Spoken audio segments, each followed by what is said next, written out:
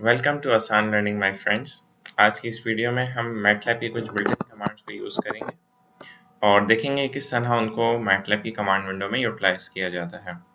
आगे बढ़ने से पहले आप मेरे इस वीडियो को लाइक कीजिए, मेरे चैनल को सब्सक्राइब कीजिए और बेल आइकन पर ज़रूर क्लिक कीजिएगा। तो सबसे पहले हम कुछ वेरिएबल्स क्रिएट करते हैं और एक वेक्टर क्रिएट करते हैं मुख्तलिफ रैंडम नंबर्स का। ए के नाम से एक वेक्टर है और मज़ीद कुछ वेरिएबल्स ले लेते हैं जैसा कि हमने पहली वीडियोस में देखा है।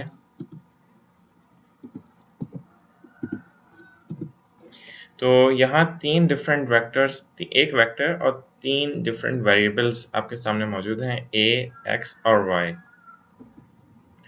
सबसे पहले हम देखेंगे एग्जिस्ट कमांड को। एग्जिस्ट कमांड ये नोट करती है कि क्या आपने कोई वेरिएबल अपनी कमांड विंडो में यूज़ किया है या नहीं। जैसे फॉर एग्जांपल यहाँ मैंने एक्स वेरिएबल यूज़ किया है, मैं एग्जिस्ट एक्स लिख के एंटर करता हूँ तो आंसर आता है 1 यानी यस यानी ट्रू। अगर मैं एग्जिस्ट कमांड यूज़ करके कोई ऐसा वेरिएबल यूज़ करता हूँ जो मैंने अपनी कमांड्स में रन नहीं किया तो, इसका आंसर आता है 0, मीन्स आपने यूज़ नहीं किया, फॉल्स।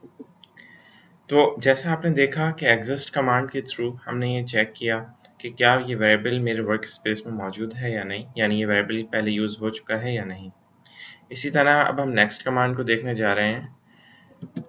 ग्लोबल कमांड यूज़ होती है वेरिएबल डिक्लेरेशन के लिए। अगर मैं ग्लोबल लिख के z लिख दूं तो अब ये z वेरिएबल एक क्रिएट हो गया जो कि अभी खाली है, लेकिन ये वेरिएबल ग्लोबल वेरिएबल के तौर पे यूज़ होगा। ग्लोबल वेरिएबल और लोकल वेरिएबल मीन्स कि किसी फंक्शन के अंदर और फंक्शन के बाहर z एक ही वेरिएबल कंसिडर किया जाएगा। मज़ीद आगे बढ़ते हैं। नेक्स्ट कमांड है look for. Look for command बहुत इंपॉर्टेंट कमांड है जब आप देखना चाहते हैं कि मुझे कमांड तो याद है बट उसके सही कीवर्ड्स नहीं है, या मुझे कीवर्ड्स याद हैं बट पूरी स्पेलिंग नहीं याद, तो लुक वर्ड कमांड वहाँ हमें हेल्प करती है। तो लुक फॉर कमांड हमें वहाँ हेल्प करती है। लुक फॉर लिख के स्पेस दिया और कोई कमांड, जैसे फॉर एग्जाम्पल हेल्प कमांड के बारे में देखते हैं। तो मैटलैब के अंदर जितनी भी हेल्प कमांड्स हैं तमाम की डिटेल्स लुक फॉर कमांड आप यहाँ पे शो कर देगी।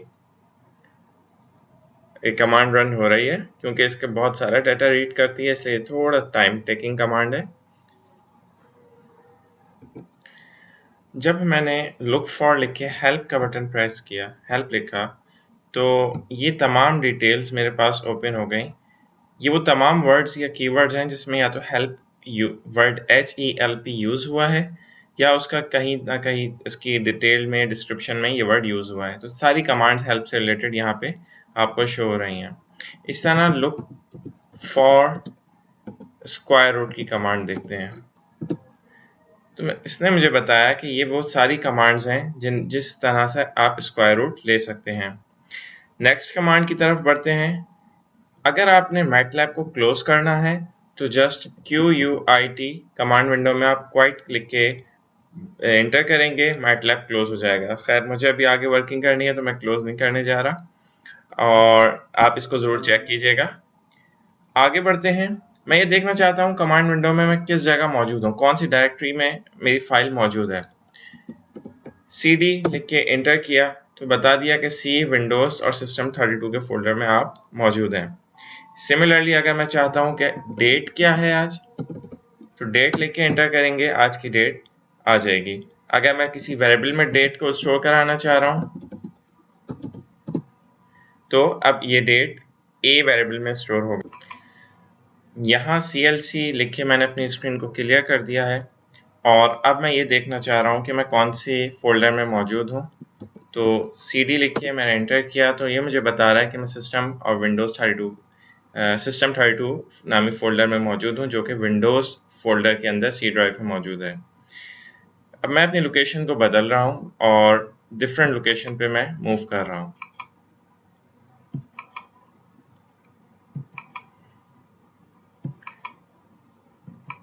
ओके, ये मेरा सिलेक्टेड फोल्डर है, मैं इस फोल्डर में आ गया। इस फोल्डर में ये तमाम डाटा मौजूद है। मैं अपने तमाम वर्क स्पेस को सेव करना चाहता हूँ ये वर्क स्पेस यहाँ पे सेव हो जाए, तो सेव लिख के एंटर कर दूंगा। मैटलैब.मैट के नाम से एक फाइल जनरेट हुई है, जो फाइल मेरे इन तमाम वर्क स्पेस को रखती है, अपने कंटेन करती है। मैं अगर इनको वर्क स्पेस को क्लियर कर दूं और इसकी मेमोरी से ख़त्म कर दूं, तो ये वर्क स्पेस पहले से मेरे पास मैटलैब.मैट फाइल के अंदर सेव है। मैं इसको ओपन भी कर सकता हूँ। तो उसी फोल्डर में रहते हुए मैं लोड क्लिक करूँ, जैसे ही लोड कमांड मैंने रन की तो वो तमाम वर्क स्पेस से डाटा दोबारा मेरी फाइल के अंदर इंसर्ट हो गया। तो इस तरह सेव और लोड कमांड को हम यूज़ करते हैं। टाइप कमांड, अगर आपके मैटलैब की कोई फाइल है .m या .mat के ऊपर, तो टाइप कमांड ये बताती है कि इस फाइल के अंदर क्या कोडिंग हुई है, वो यहाँ ओपन करके दिखा देगी। जैसे मेरे फोल्डर के अंदर इस वक्त कोई मैटलैब की अभी कमांड नहीं है। Okay, let's see.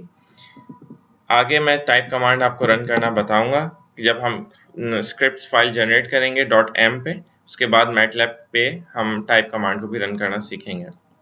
अगर आप यूज़र से कोई इनपुट लेना चाह रहे हैं, जैसे फॉर एग्जांपल मैंने कहा नेम एक वेरिएबल है, तो आप यूज़ करते हैं कमांड इनपुट की, इनपुट ब्रैकेट ओपन कोटेशन। आप अगर कोई मैसेज देना चाह रहे हैं, for example enter your name,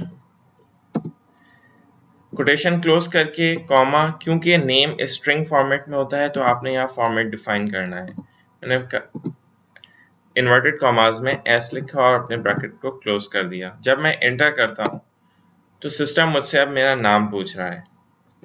मैंने नाम इंसर्ट किया और एंटर किया, तो नेम के वेरिएबल के अंदर मेरा जो भी यूज़र ने इंपुट लिया, जैसे यहाँ पे मेरा नाम इंपुट लिया, तो नेम के वेरिएबल में वो स्टोर हो गया, सेव हो गया। अगर आप कोई नंबर इंसर्ट करना चाहते हैं तो सिंपल आप नंबर इंसर्ट करते हैं, जैसे for example enter your roll number. तो इस सूरत में मुझे एस यहाँ पे इंसर्ट करने की ज़रूरत नहीं है, जस्ट यहाँ तक मैं लिखा, एंटर किया और फॉर एग्जांपल 67 एंटर, तो नेम के अब वेरिएबल के अंदर मेरा रोल नंबर चला गया। तो गाइज, इस तरह बहुत इजीली हम मैटलैब की कमांड्स को यूज़ कर सकते हैं। मज़ीद आगे बात करते हैं। यहाँ पे मेरे पास एक वेरिएबल मौजूद है a, और a के अंदर कुछ स्ट्रिंग डाटा मौजूद है जिसमें एक से ज़्यादा कैरेक्टर्स हैं। मैं चेक करना चाह रहा हूँ किसी भी वेरिएबल की लेंथ क्या है, कितने कैरेक्टर्स उसमें मौजूद हैं। तो एक कमांड यूज़ करते हैं length length variable name inter. तो ये बता रहा है ये वेरिएबल टोटल 11 कैरेक्टर्स को कंटेन करता है। सिमिलरली आप इसी कमांड को डिफरेंट वेरिएबल्स के साथ भी चेक कर सकते हैं, जैसे फॉर एग्जांपल मैं इसको नेम के वेरिएबल के साथ चेक करना चाहता हूँ। तो नेम के वेरिएबल्स में एक ही कैरेक्टर, एक character means 67 is a single quantity, it's a number. ये डिफरेंट नंबर्स नहीं, बल्कि 6 और 7 अलग नंबर नहीं, एक ही नंबर है 67। नेम की कंडीशन में 1 अलग है, 7 अलग है, डैश क्योंकि ये स्ट्रिंग है तो हर एक अलग कैरेक्टर काउंट हो रहा है। उससे आगे बढ़ते हैं गाइस। साइज का एक नई कमांड है साइज। साइज ये बताती है कि आपका यूज होने वाला वेरिएबल क्या डायमेंशन रखता है। जैसे फॉर एग्जांपल ए के वेरिएबल को ही हम यहाँ यूज करते हैं और एंटर किया, तो ए एक ऐसा वेरिएबल है जिसमें एक रॉ है और 11 कॉलम्स हैं। ए एक ऐसा वेक्टर है जिसमें एक रॉ है और 11 कॉलम्स हैं। आगे बढ़ते हैं। अगर मेरे पास एक वेक्टर मौजूद है जिसको मैं लेट्स से यहाँ पे b से डिफाइन कर रहा हूँ, b इक्वल टू एक वेक्टर बना लिया और इस वेक्टर के अंदर कुछ वैल्यूज हैं 5 3 2 6 4 3 2। मैं ये जानना चाह रहा हूँ कि मेरे वेक्टर कंप्लीट वेक्टर के अंदर कौन सी वैल्यू सबसे बड़ी है। तो एक कमांड यूज करते हैं मैक्स और उस वेक्टर का नाम मैक्स b के अंदर। जब मैंने एंटर किया तो सबसे लार्जेस्ट वैल्यू इस वेक्टर से रिटर्न हो जाएगी मेरे पास। सिमिलरली अगर मुझे सबसे मिनिमम वैल्यू देखनी है तो कमांड यूज करेंगे min, सेम उसी मेथड के थ्रू वेक्टर इंसर्ट किया और सबसे मिनिमम वैल्यू इस वेक्टर में मेरे पास 2 है। अगर मैं अपने पूरे वेक्टर को सॉर्ट आउट करना चाहता हूँ तो let's say z equal to sort एक कमांड है और कौन से वेक्टर को b को इंटर। अब z एक ऐसा वेक्टर क्रिएट हो गया जो सॉर्ट कर दिया जिसने पूरे मेरे वेक्टर b को। तो इस तरह वेक्टर्स की सॉर्टिंग होती है। डिफरेंट वेक्टर्स को हम सॉर्ट कर सकते हैं। आप डिफरेंट वेक्टर्स क्रिएट करें फिर उनको सॉर्ट कमांड के थ्रू इजीली एक कमांड से ही सॉर्ट कर सकते हैं।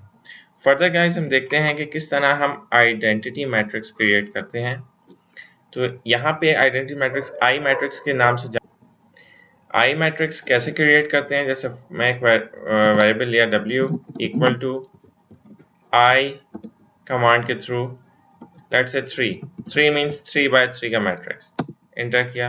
तो यहाँ एक आइडेंटिटी मैट्रिक्स क्रिएट हो गया जो 3 by 3 का मैट्रिक्स है और डायगोनल में इसमें 1 है जो उसकी पहचान है। अगर आप जीरोस का मैट्रिक्स क्रिएट करना चाहते हैं तो z इक्वल टू, आप वेरिएबल कोई भी ले सकते हैं, जीरोस कमांड और डायमेंशन बता दीजिए 5 by 5 का अगर मैं चाह रहा हूँ एंटर। तो एक जीरोस का वेक्टर क्रिएट हो गया जो 5 by 5 मेरे पास डाटा रखता है।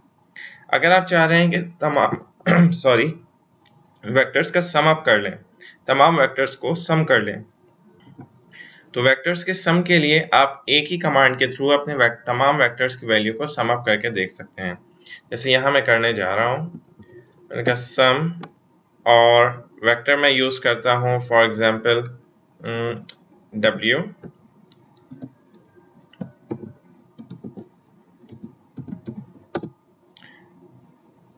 तो w में इसने तमाम रॉस को इंडिविजुअली सम अप करके मुझे दे दिया, यानी sum for this row, this and this.